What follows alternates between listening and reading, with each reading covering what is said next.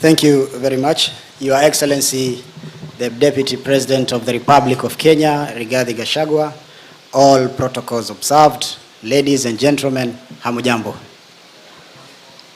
I'll be very brief before I allow my colleagues to contribute and say something on the drugs issue. Your Excellency, I've been in the forefront fighting drugs in my other career when I was a journalist, and have been highlighting a lot of issues. I'm very happy because this is the first time that we are having such an event in Mombasa County. And I believe we are going to achieve and get the results out of this meeting. Your Excellency, Mombasa City is a unique city. It is a city with 3 main roads. One from here to Lamu, the other one from here to Lunga Lunga, and the other one from here to Nairobi. Apart from the entry point, the port entry of Moi International Airport, the port itself, and some other small ports where these drugs are being sneaked on. But Your Excellency, I keep on wondering, a city with 3 main roads is becoming difficult to handle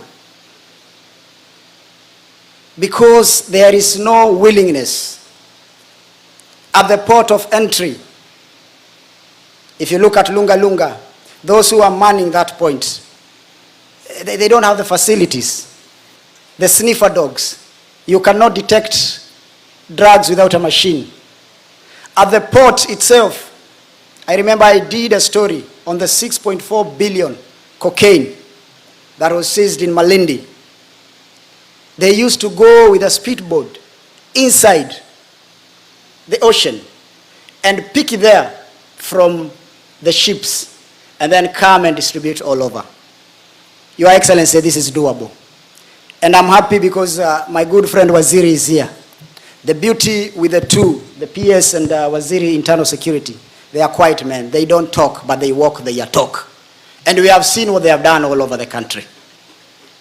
And Your Excellency, it is easy to win this war if we connect the dots of intelligence by listening and acting. Amongst ourselves are good officers. In every market, Waswahili wanasema, kila soko haikosi mwenda wazimu. We might have small officers, a few numbers, who are not willing to play along and make sure that we protect this country. Look at Singapore and Malaysia. I am a member of parliament, but there's a day I went there for benchmarking.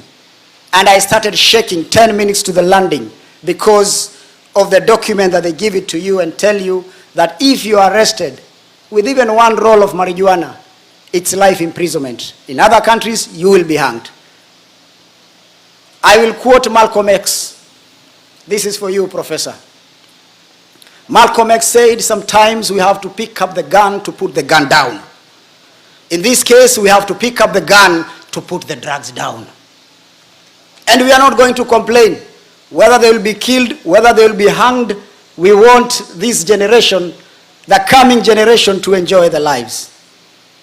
Today, Your Excellency, you will be visiting Nyali constituency. Of course, you are in Nyali constituency, but you will be going to another ward called Freer Ward.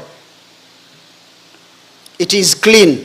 It is the base and hub of those addicts. But today it is clean because you are coming. If you leave today in the evening, more than 1,000 will be there.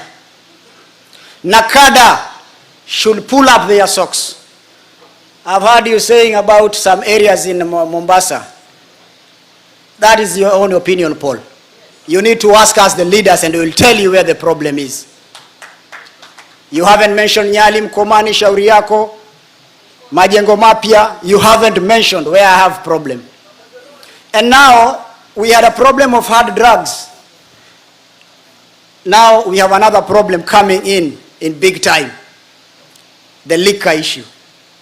This is the only county that operates that the bars are allowed to sell alcohol 6 in the morning when children are going to school. There's an area called Bamburi Vescon in Nyali. Bars are operating 24 hours. There is a law in this country and the laws must be adhered to. Children are no longer going to school. They are getting inside there. That is why you see we have a lot of issues. Vijana na mapanga, Kibokoni, Nyali, Likoni, Kisauni, everywhere. And this can be done. We can wipe out if we want to. The officers also. You know, I'm an officer myself. I've been with them in some difficult terrains during my days as a journalist. There are those officers who are willing to work hard, but they are also under pressure from their seniors. They will receive calls and be told, drop that thing.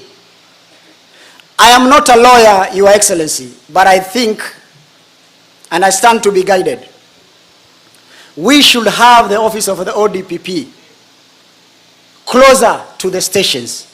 Because sometimes these good police officers, men and women, do all they can, arrest these drug lords, but majority of them will just say, let us offload them. 24 hours thing. They are so not supposed to be in court, and then they are taken to court. But they haven't captured it properly the way it is supposed to be done. That is why sometimes the courts looks at how the case has been filed and throw it out. So we must have a strategic way of making sure ukifikishwa pale kotini hakuna kurudi nyuma. Your Excellency, these people are known. And they live a posh life. When I saw Nakada doing some raids ya shisha hapa Nyali, I was very happy. Because shishas are not sold on the sides of the streets. They are sold in bungalows, main house, half an acre house. Shisha, prostitution, chewing of miraa, mogoka, another problem that we have nowadays. Schools, people are now building bars near schools. People are building bars near mosques. Who is giving them these licenses? The county must also pull up its socks. I know you want money, but consider the children of this great country of ours before you give out the licenses. When I was in the media, I used to say that when the police go and raid somewhere after we have highlighted a story, I used to say it's all about the show of the uniform. Please, Nakada, don't stop. Don't stop, because people are happy here. Go now to Bamburi Vescon, raid all those areas, and make sure they follow the laws of this country, that all the bars in this country must be open at around 5. And those officers who mess up, those officers who are corrupt, I agree with you, Your Excellency, Waziri, they should not be transferred. They should be fired on the spot. You cannot transfer corruption to another county. Let's deal with those who are not performing, and also deal with those who are performing. Hawa watu ni wangwana sana, ni watu wazuri hao officers. Hata wao wako na shida zao. Ni sharti pia hawa wasikizwe ili waweze kupata motisha na nguvu ya kupigana na dawa za kulevya. With this meeting, Your Excellency, I believe by the time we are done, we want to see boots on the ground, so that we can be able to save this generation. Hii kitu, Your Excellency, imezidi sana. Ni kubwa sana. Watoto mazezeta. You see a young man sleeping while standing in the streets of Mombasa, and he can't fall. Where do they get these drugs? The entry point are those that I've mentioned when I started my conversation here with you guys. We can do it. In my last term, in my first term as a member of parliament, I passed a bill, Mheshimiwa Kithure Kindiki, it is there, the drugs and psychotropic substances. And the former president appended his signature in it. There was an issue of cash bail or bond.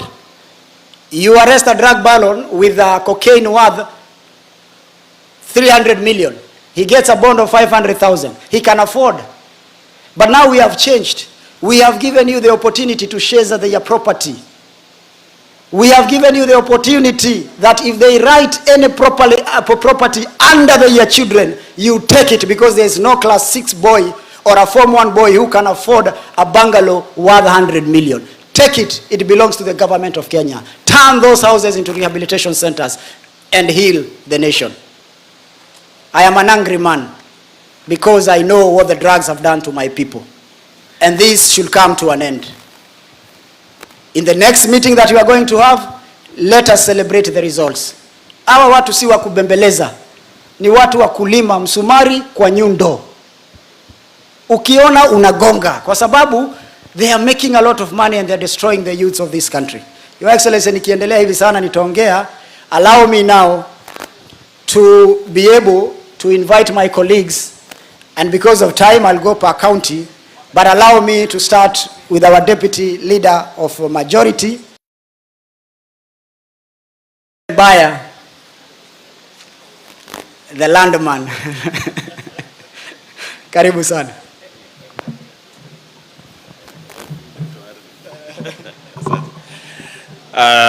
Our Deputy President, and I would like to recognize